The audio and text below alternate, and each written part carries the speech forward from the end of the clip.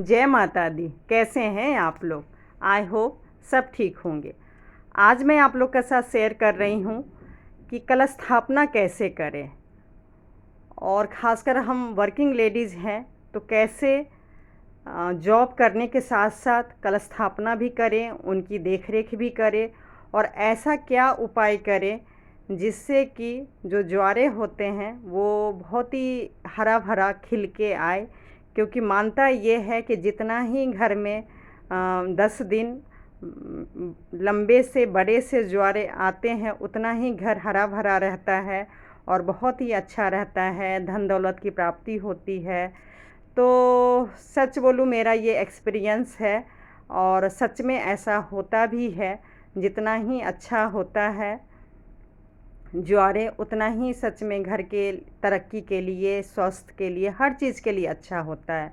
तो आज मैं आप लोग को बताने जा रही हूँ कि ऐसा क्या उपाय करें जिससे कि कलश स्थापना सही तरीके से हो जाए, विधि विधान से हो जाए और ज्वारे भी हरा भरा रहे।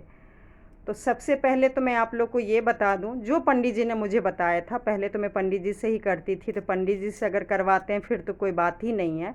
लेकिन अगर खुद करते हैं तो सबसे पहले तो ये है कि कलश स्थापना घर में जब भी कीजिए तो हमेशा जेंट्स के हाथ से कीजिए। ये पंडित जी ने मुझे बताए थे, तो मैं हमेशा अपने हस्बैंड के हाथ से ही करती हूँ। सब कुछ तैयारी करके दे देते हैं, लेकिन कलश स्थापना उन्हीं से करवाती हूँ। तो सबसे पहले देखिए, एक दिन पहले ये मैं स्वास्तिक रात में ही बना ली थी। और आप एक चीज़ देखेंगे, दूसरा ये है कि धरती पे करना चाहिए। भले आप फ्लैट में रहते हैं, शहर में रहते हैं, पता है कि मंदिर छोटा है, नहीं हो पाएगा। तो मैं क्या उपाय की हूँ कि 10 दिन के लिए जो गेस्ट रूम में बेड होता है, उस बेड पे ये सोफ़ा वहाँ पे रख दी हूँ और ये जगह पोर्शन पूरा खाली कर दी हूँ, ताकि माता रानी का अच्छे से 10 दिन पूजा कर सकूँ। तो जगह भी बन गया और धरती भी मिल गई। और उस पे क्या की हूँ, स्वास्तिक बनाई हूँ। एक दिन पहले ही स्वास्तिक बना ली, चौकी में भी, और जहाँ पे कलश स्थापना करती हूँ वहाँ भी स्वास्तिक बना ली थी एक रात पहले। और उसके बाद क्या की हूँ, एक रात पहले ही जो जौ होते हैं उसको अच्छे से पहले धो लीजिए। पानी डालेंगे, उसमें बहुत से गंदगी भी होती है, और उसको साफ़ कर लीजिए। और जो भी ज्वार अच्छा नहीं होगा वो बिल्कुल ऊपर की तरफ निकल आएगा, उसको हटा दीजिएगा। अच्छे से साफ़ करके रात भर के लिए कटोरी में भिगो दीजिए, नवरात्रि से एक दिन पहले। ये सब से बहुत ही अच्छा होता है। अगर आप कम देर के लिए गीला करके रखेंगे तो उतना अच्छा हरा भरा ज्वारे नहीं होता है। तीसरा ये है कि मिट्टी तो सभी डालते होंगे और तभी तो ज्वारे होते होंगे घर में। मैं क्या की हूँ, इसमें थोड़ा सा रेता भी डाली हूँ। रेता डालने से क्या होता है और बहुत ही अच्छा होता है। मिट्टी और रेता को मिक्स कर दीजिए। ये सारी तैयारी एक दिन पहले ही करना है, क्योंकि वर्किंग भी है या हाउसवाइफ है तो सुबह ये सब के लिए टाइम नहीं मिलता है। तो इसलिए एक दिन पहले सारी तैयारी करके रखिए। और उसके बाद कलश भी धो के भिगो के रखना है, ताकि उसके अंदर छेद ना हो और पानी का पता चल जाए। पता चला कलश स्थापना कर रहे हैं, सूखा में पानी डाल रहे हैं और फिर छेद हो गया, तो सुबह सुबह फिर कहाँ जाएंगे लेने के लिए। तो ये भी बहुत बड़ी चीज़ है। तो ये सारी तैयारी सुबह ही करना है। और फिर उसके ऊपर, उसके अंदर, हाँ, तो जब ज्वार डालते हैं पहले नीचे, फिर मिट्टी मिक्स वाला रेता और मिट्टी डाल दीजिए। उसके बाद उस ज्वार डाल दीजिए पूरा अच्छे से। बीच में हल्का फुल्का डालिए जहाँ कलश है, बाकी साइड में अच्छे से ज्वार फैला दीजिए। मैं पहले क्या करती थी कि ऊपर से उतना मिट्टी नहीं डालती थी। तो वैसे तो मेरे घर में जब से डाली हूँ हरा भरा अच्छे से ही होता था। लेकिन अब क्या कर रही हूँ, मैं भी यूट्यूब से ही सीखी हूँ। थैंक गॉड यूट्यूब कि कई लोग तो अपने हर चीज़ छुपाते हैं, लेकिन यूट्यूब में एक ख़ासियत है कि जो भी फ़ायदा होता है लोगों का वो शेयर करते हैं, तो वो चीज़ मैं भी कर रही हूँ। मैं अपना एक्सपीरियंस बता रही हूँ और आगे धीरे धीरे और नवरात्रि में वीडियो लाऊंगी, क्या अच्छा होता है, क्या बुरा होता है, कैसे क्या पूजा करना चाहिए, तो धीरे धीरे मैं लाने की कोशिश करूँगी।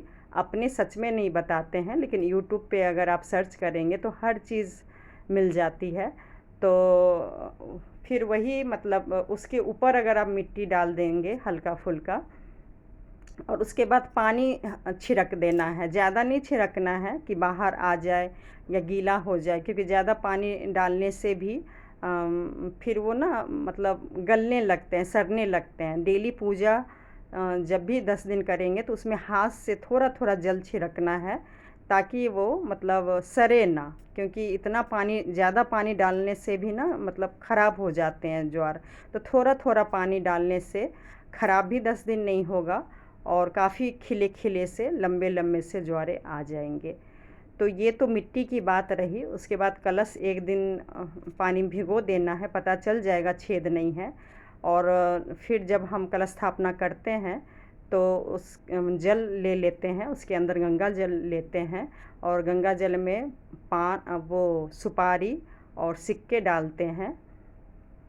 और उसके बाद आम का पल्लो उसके ऊपर रख देते हैं, फिर नारियल कपड़े में लपेट के नारियल रख देते हैं। उसके बाद विधि विधान से जैसे माता रानी को पूजा करते हैं, माला पहनाना, पूजा करना, बतासा का प्रसाद चढ़ाना, सुबह शाम पूजा करना कलश को, बिल्कुल मतलब आप ये सोचिए कि माता रानी ही आती हैं कलश के रूप में। तो जैसे हम मूर्ति को पूजा करते हैं वैसे ही डेली कलश का भी पूजा करते हैं, प्रसाद भी चढ़ाते हैं, पान चढ़ाते हैं। और इस तरीके से जब हम पूजा करते हैं तो यकीन मानिए टाइम तो नहीं मिलता है वर्किंग लेडीज़ को, लेकिन मेरे मन में बहुत सालों से था कि मैं भी इस तरीके से पूजा करूं। तो माता रानी की कृपा से वो अब साथ दे रही हैं, क्योंकि मैं घर से ही काम कर रही हूं। और पहले तो सोचती थी कि छोटा बच्चा जब भी होगा मेरा, क्योंकि मैं तो कई साल से कंसीव नहीं कर रही थी तो नहीं हो रहा था, तो यही सोच कर नहीं करती थी कि कैसे संभालूंगी। लेकिन यकीन मानिएगा माता रानी सब संभाल देती हैं। दिक्कत परेशानी तो हो रही है, वो आप लोग को भी पता होगा, छोटा बच्चा है, ऑफिस का काम, यूट्यूब का काम, घर का काम और 10 दिन का ये पूजा। तो लेकिन 2-3 साल से अब तो बेटी फिर भी बड़ी हो गई है, लेकिन ये क्योंकि ये पूजा कलश स्थापना अगर आपने एक बार कर लिया है तो मतलब कोई बहाना, छोटी मोटी बहाना से तो नहीं छोड़ना चाहिए। तो इसलिए मैं नहीं छोड़ूंगी अपने हिसाब से। बाकी माता रानी की मर्जी है, जब तक सांस है करती रहूँगी। और जो भी है बहुत फ़ायदा होता है। और इस तरीके से अगर हो सके तो आप लोग भी कीजिएगा, बहुत माता रानी फल देते हैं। मुझे तो बहुत फल मिला है।